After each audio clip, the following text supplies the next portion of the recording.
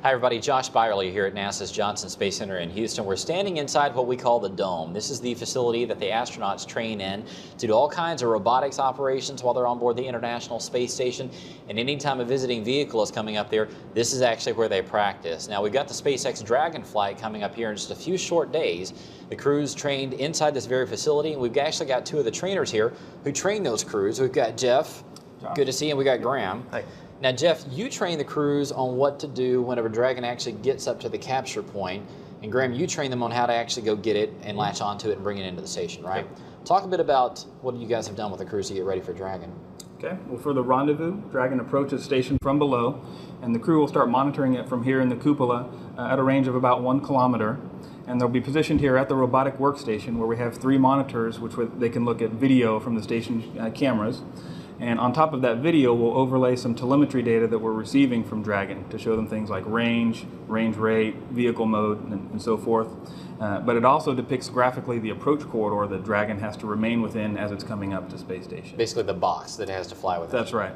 And so they'll compare the actual video image to the limits that is based on the telemetry and make sure that all lines up as is expected during the approach. So once it gets up there and everything is checked out, they'll actually go use the station's arm, which has been critical to assembling the station to reach out and grab onto it. Talk about how you train them to do that. Yep, so Dragon's final position will be capture point hold, and the SSRMS end effector will be about 5 meters away from the grapple fixture on Dragon. The arm operator will go into a manual control mode, actually fly in and track any misalignments that Dragon has to go in for grapple. So you talked about the manual control mode. You know, you can actually program the arm to do different things, but Don Pettit is actually going to be flying this thing himself while he's looking at those monitors, right? Yeah, absolutely. And you're right, we can program the arm and do ground control, but the free flyer captures like this are so time critical. And because we're not really exactly sure the final position of Dragon or how it's going to move after we send it to free drift, then we kind of need to put a human in the loop to make sure that the arm stays well aligned and we can go in and grapple it successfully. Now, Don Pettit's going to be the one doing this. Dan Burbank also practiced this quite a bit because it was going to be him doing this. He's going to be home by the time this thing arrives. So talk a bit about, how do you train the crew both here on the ground and then once they get up there to kind of take on a task that maybe they didn't think they were going to have to do? Right. Well, Don knew that he was going to be involved in the capture, but more from the helper perspective for Dan. Right. But Don definitely did get some training in that role that Dan was in, and we're actually doing a little bit of training right now on board.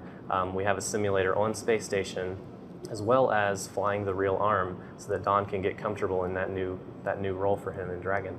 Now, I think a lot of people don't realize there's actually 2 robotic workstations. There's one in Destiny, which they've used a lot. There's one inside the cupola, which they love to use because of obviously the windows back behind you. That's actually where they're going to be, right inside the cupola, but they've been practicing inside Destiny. Are they the same? Are they the same layout, or what are they? Well, they're slightly different layout. You can tell the cupola is a little bit more cramped. They do have the window views, which the crew likes a lot, especially for the rendezvous, so they can see the vehicle coming up. And actually, we've been doing a little bit of onboard training for the crew in the cupola these past couple weeks, so they've actually got a lot of practice, working through their coordination and figuring out how they want to lay out the cupola so that they have a successful capture day.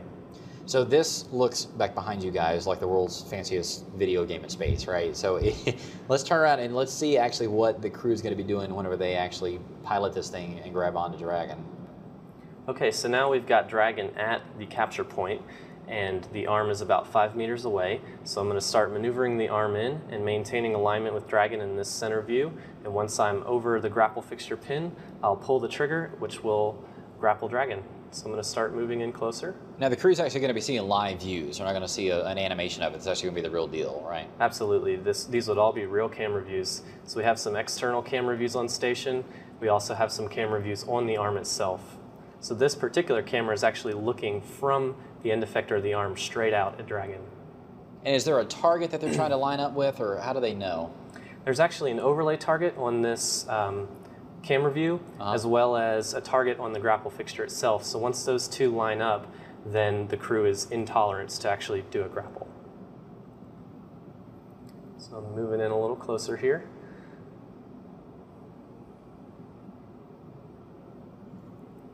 Okay. I'm about 2 meters away from Dragon right now. So the readouts that you're looking at tell you how far away you are from it, how fast you're approaching it? Yep, so there's a lot of telemetry on here that the crew is monitoring to make sure that they have a successful capture. How do you know when you've gotten close enough? Does it give you an alert, or what does it do? Well, basically, if you can tell, there's a white line on this target here that's coming into view. Yeah. Once it goes between the two red lines on either side, then you know that you're close enough to actually pull the trigger. Okay. So right now I'm about half a meter away. A little closer.